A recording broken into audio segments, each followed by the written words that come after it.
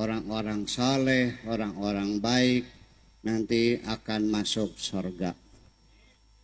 Dan di dalam surga Allah sudah siapkan 40 bidadari. 40 bidadari. Satu bidadari membawa dayangnya 70. Satu dayang punya pembantu 40 lagi. Jadi bayangkan 40 dikalikan 70 dikalikan 4 lagi. Ini perempuan mu'allaf itu melotot matanya. Ya Allah, mudah-mudahan suamiku jangan masuk surga. Aduh. Mana tahan ya. Dengan 40 bidadari satu aja saya udah kelenger.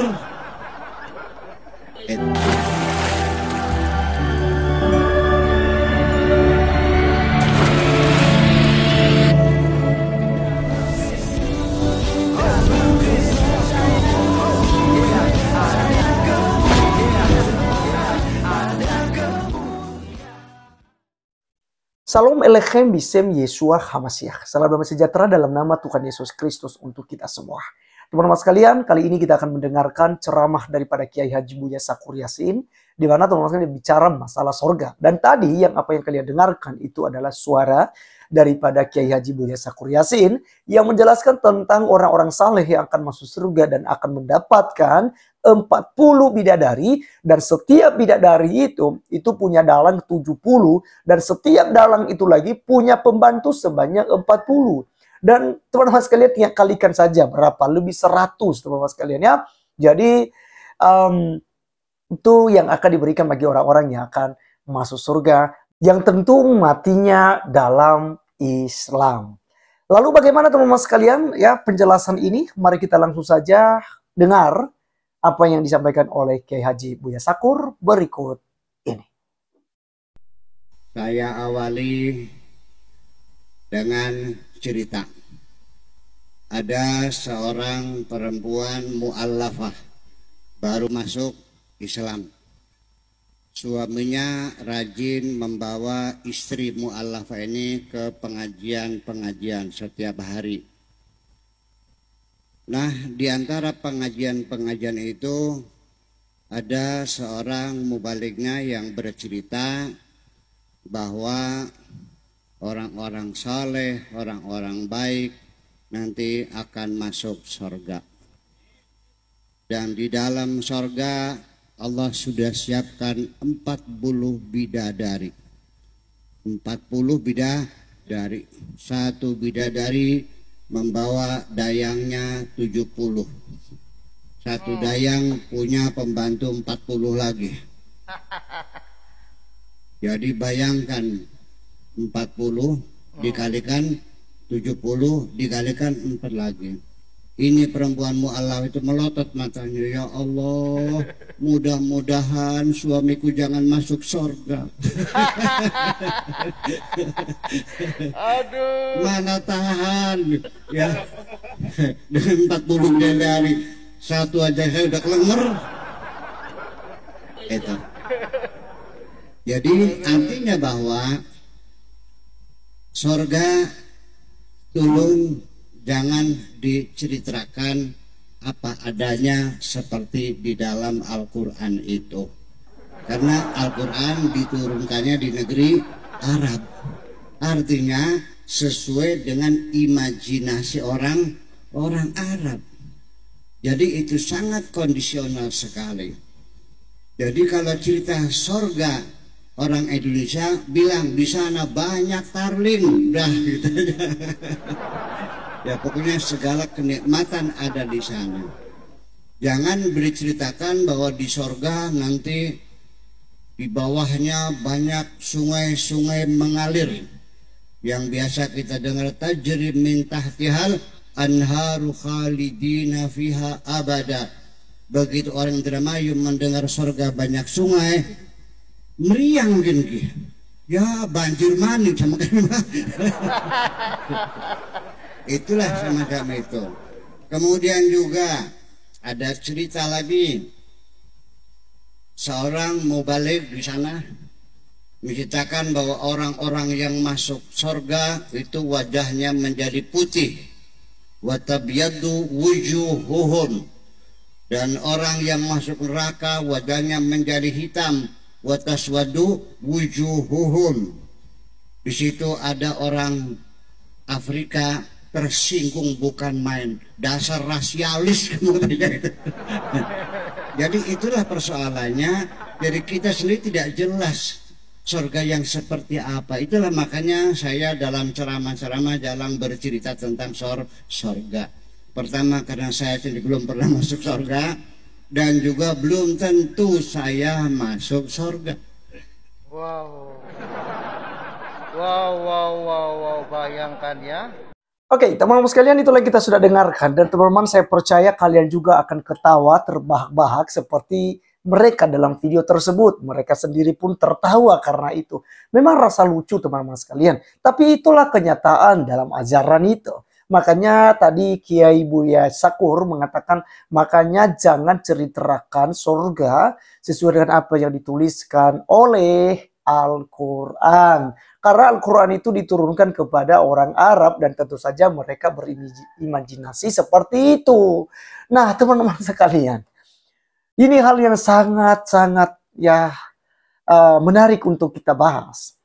Karena di dalam kekristenan kita tidak pernah diajarkan bahwa di sorga Tuhan akan mempersiapkan hubungan badan atau seks, ya. Karena beberapa ustadz juga mengatakan, ya, inilah yang kita tahan-tahan selama di dunia. Maka Tuhan akan berikan kenikmatan itu beribu-ribu kali lipat di sorga. Nah, teman-teman sekalian, menarik sekali. Kalau kita mempelajari apa yang pernah disampaikan oleh Tuhan kita Yesus Kristus yang datangnya dari sorga. Kalau Buya Sakur bilang tadi, ya saya pun belum tentu masuk surga gitu ya. Dan juga tidak pernah masuk surga. Oke. Dan kita dengarkan orang yang dari sorga dan yang sudah kembali ke sorga dan yang akan datang kembali untuk menjemput orang-orang yang percaya kepadanya dan dibawanya ke dalam sorganya. Karena dia pemilik sorga. Siapakah dia? Yaitu Tuhan kita Yesus Kristus. Nah, teman-teman sekalian, suatu ketika ada orang Saduki bertanya kepada Tuhan Yesus. Teman-teman bisa melihat ya ceritanya dalam Matius pasalnya yang ke-22 ayat 23 hingga ayatnya yang ke-33. Di mana maksudnya cerita ini sangat menarik. Di mana mereka berkata, Guru, Musa mengatakan bahwa jika seorang mati dengan tidak meninggalkan anak, saudaranya harus kawin dengan istrinya, ya, untuk membangkitkan keturunan. Jadi artinya mereka katakan bahwa kami 7 bersaudara. Yang pertama dia kawin dengan perempuan, lalu belum sempat memberikan keturunan, lalu dia meninggal. Lalu sesuai dengan hukum Musa tadi, adiknya harus kawin dengan iparnya ya, begitu. Dia kawin, dia nikah, tapi belum sempat memberikan keturunan, dia mati juga. Demikian yang ketiga, keempat, yang kelima, keenam, dan yang ketujuh. Karena mereka 7 saudara. Artinya ketujuhnya meninggal tanpa meninggalkan keturunan. Nah, mereka bertanya kepada Tuhan Yesus, pada hari kebangkitan nanti, ya, siapa di antara ke-7 orang itu yang menjadi suami perempuan itu pada hari kebangkitan? Sebab mereka semua telah beristrikan dia, telah mengawininya. Maka siapa yang akan menjadi suaminya di sorga?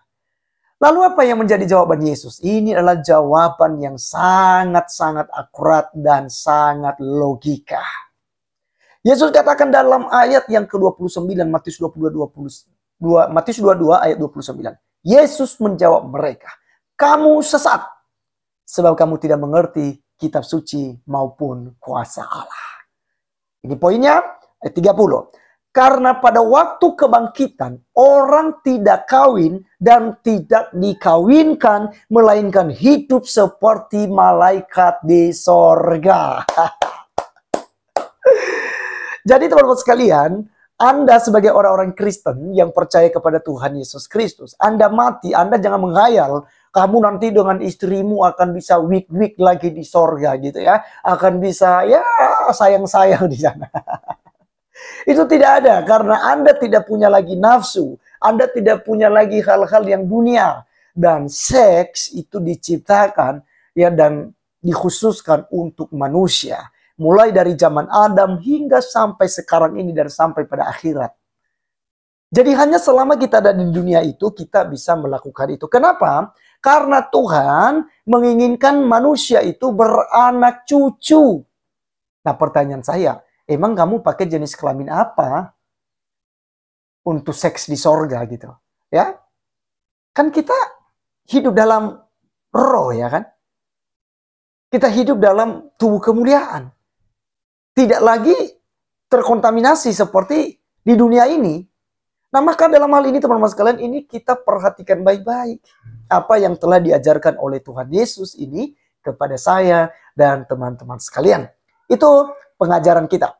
Yang kedua, menarik tadi juga, Buya Sakur katakan bahwa saya belum pernah ke surga. Oke, betul. Dan yang berikut dia katakan, belum tentu masuk surga. Insya Allah, mudah-mudahan akan masuk surga. Nah, teman-teman sekalian, dalam kekristenan itu tidak menggunakan kata mudah-mudahan. Karena apa yang dikerjakan oleh Tuhan Yesus kepada kita adalah sesuatu yang sempurna. Itu sebabnya dia memberikan jaminan kekal itu bagi kita. Barang siapa yang percaya kepadanya tidak binasa, melainkan beroleh hidup yang kekal. Itu sebabnya juga Yesus berani berkata, akulah jalan kebenaran dan hidup. Tidak ada seorang pun yang datang kepada sorga, kepada Bapa, kalau tidak melalui aku. Maka harus melalui Tuhan Yesus Kristus untuk memperoleh sorga itu. Anda di luar Yesus, Anda tidak akan memperoleh sorga. Maka teman-teman sekalian, inilah iman kekristenan kita. Sekalipun kita dicaci maki, sekalipun mereka hina-hina kita, ya kita tidak memperdulikan itu. Karena sudah sewajarnya, ya manusia akan melakukan hal-hal itu karena mereka berada di dalam hasutan daripada setan. Supaya orang tidak menerima keselamatan itu. Supaya orang tidak percaya kepada Yesus Kristus. Maka mereka berusaha untuk menghalang-halanginya. Gereja ditutup. Gereja disegel. Ibadah Kristen dibubarkan. Tidak ada efeknya. Tidak ada kerugian kita di situ teman-teman sekalian. Tetap kita bersuka cita karena ada Tuhan. Dan ada Roh Kudus yang ada dalam diri kita. Yang menguatkan. Yang menghibur kita. Memberikan jalan keluar kepada kita. Maka teman-teman sekalian, jangan tunda-tunda percaya pada Yesus. Karena tidak ada mudah-mudahan kepastian yang ada. Itulah tujuannya datang. Alkitab kata dalam Yohanes pasal 3 ayat 16. Karena begitu besar kasih Allah ke dunia ini. Sehingga ia telah mengaruniakan anaknya yang tunggal. Satu-satunya. Tidak ada anak lain. Ya, jadi anak-anak Allah seperti saya dan teman-teman semua. Ini adalah bahasa rohaninya. Tapi anak Allah yang satu-satunya ini adalah Tuhan Yesus Kristus, anak tunggal. Dialah yang telah dipersembahkan, ya. Barang siapa yang percaya kepadanya tidak binasa, melainkan beroleh hidup yang kekal. Terima kasih teman-teman sekalian, sekian penjelasan kita, dan biarlah yang menonton video ini ya waras bahwa keselamatan itu hanya ada di dalam Kristus Yesus. Mereka menjadi percaya. Dan pada akhirnya mereka juga akan mendapat bagian di dalam kerajaan sorga yang disediakan bagi kita. Saya Arif Gula undur diri. Sampai ketemu di video berikutnya. Tuhan Yesus memberkati. Salam.